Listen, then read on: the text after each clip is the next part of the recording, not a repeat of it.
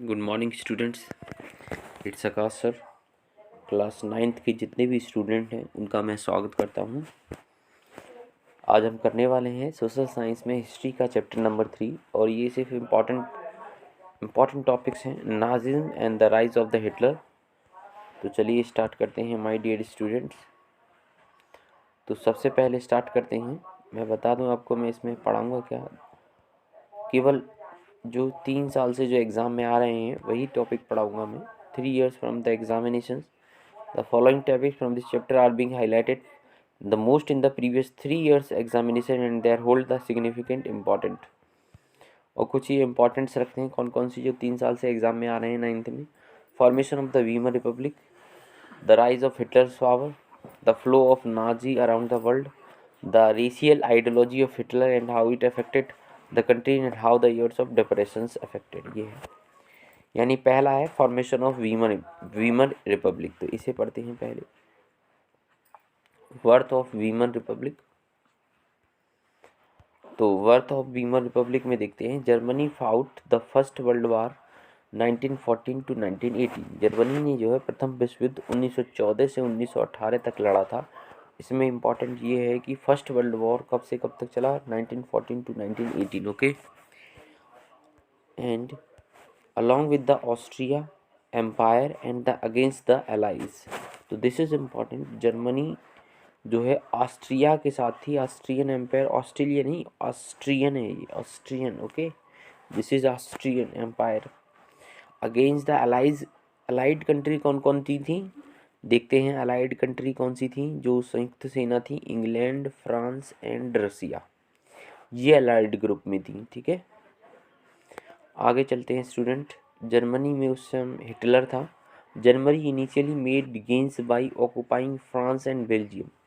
देखो, जर्मनी ने इनिशियली प्रारंभिक रूप से जो है किसको ऑक्युपाइंग कर लिया, फ्रांस और बेल्जियम को ऑक्युपाई कर लिया, यानी अपने नियंत्रण में कर लिया।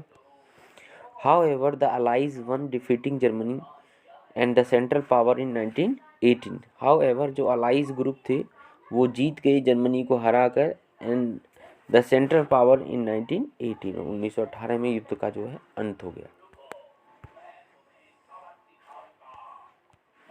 A national assembly meet at Weimar and establish a democratic constitution with a federal structure।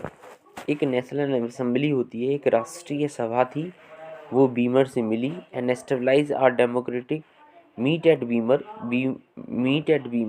Beamer एक स्थान है वहाँ मिली।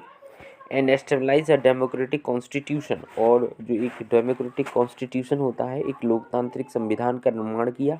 विद अ फेडरल स्ट्रक्चर, जिसमें क्या होता था, एक फेडरल स्ट्रक्चर था। फेडरल स्ट्रक्चर क्या है, फेडरल स्ट्रक्चर, और मैंने क्लास में कई बार बताया है फेडरल स्ट्रक्चर क्या होता है। आप मुझे बताइए कि फेडरल स्ट्रक्चर में जो डेमोक्रेटिक कंट्री होती है वो फेडरल स्ट्रक्चर जो है, इंडिया का फेडरल स्ट्रक्चर बताइए किस तरह से है। ठीक है, इस तरह से 3 स्तंभ होंगे, मुझे बताइए इंडिया का फेडरल स्ट्रक्चर किस तरह से है। The republic, however, was not received well by its own people, largely because of the terms it was forced to accept after Germany defeat at the end of First World War। The Republic, जो Republic था, जो गणतंत्र राज्य था, however was not received well, उसके साथ सही से जो है व्यवहार नहीं किया गया। By its own people, largely because, उसके ही देशों द्वारा, उसके ही लोगों द्वारा, because of the terms it was forced to accept the Germany defeated at the end of First World War। अब यहाँ कह रहा है बिकॉज, क्या कारण था, the because of the term, एक टर्म यूज किया गया था, एक शब्द यूज किया गया था, फोर्स टू एक्सेप्ट, जिसे उसे जबरदस्ती एक्सेप्ट करना पड़ा, स्वीकार करना पड़ा। आफ्टर जर्मनी डिफीट, किसके बाद, जब जर्मनी क्या हो गई, हार गई। At the end of first world war, प्रथम वर्ल्ड वार में हारने के कारण, प्रथम विश्व युद्ध में हारने के कारण। Many Germans held at the new Weimar republic responsible for not only the defeat in the war but disgrace at Versailles, जो एक वो हुई थी, संधि हुई थी। ठीक है, अब कह रहे हैं मेनी जर्मन्स, बहुत सारे जो जर्मन लोग थे या जो जर्मन पीपल थे, held the new Weimar Republic, उन्होंने नई वीमर रिपब्लिक को बनाया। Held the new Weimar Republic responsible for not only the defeat in the war, उसे सिर्फ युद्ध में, वॉर में डिफीट करने का कारण नहीं बनाया, बट द डिसग्रेस एट वर्सलीज, लेकिन उनकी जो है क्या थी, एक दुख भी, एक वो था। डिसग्रेस मतलब होता है एक तरह का गुस्सा, ठीक है। आगे है the effect of the war, देखते हैं जो वर्ल्ड वॉर हुआ था उसका क्या क्या इफेक्ट हुआ था। The war had a devastating impact on the entire continent both psychologically and financially। जब भी कोई वॉर होता है, कोई युद्ध होता है, तो जो उसका इफेक्ट होता है दोनों तरह से होता है, साइकोलॉजी भी होता है, फाइनेंशियली भी होता है student. Okay, from the being a creditor Europe become a debtor. Europe पहले जो है धन धन देता था सबको, ठीक है, उधार देता था, लेकिन अब वो क्या हो गया, डेब्टर हो गया, यानी वो ऋणी हो गया उल्टा, ठीक है। डेब्टर मतलब होता है ऋणी, यानी उसके ऊपर पैसे का बोझ यानी लोन ज़्यादा हो गया। क्रेडिटर मतलब होता है देनदार, जो पैसे देता है, और डेब्टर मतलब लेनदार, जो लेता है, या डेब्टर मतलब ऋणी, ठीक है, और क्रेडिटर मतलब धनी। The supporters of the Weimar republic were criticised and become easy targets of attack in the conservative nationalist circles. जो वीमर रिपब्लिक को सपोर्ट करते थे, जो सपोर्टर थे उसके, उनकी बड़ी आलोचना की गई। क्रिटिसाइज मतलब होता है आलोचना की गई।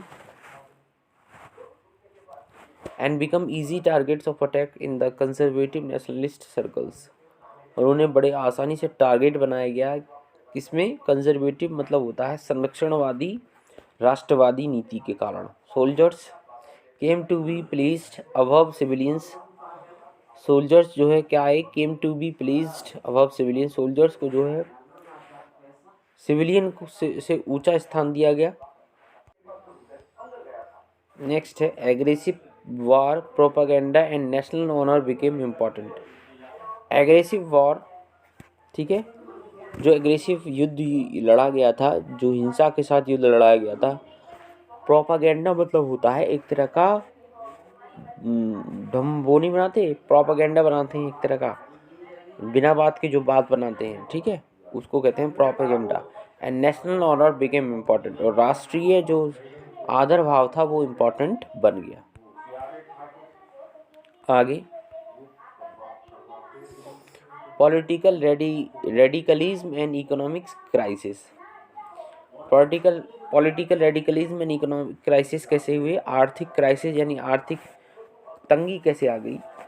The birth of the Weimar Republic coincided with the uprising of the Spartalists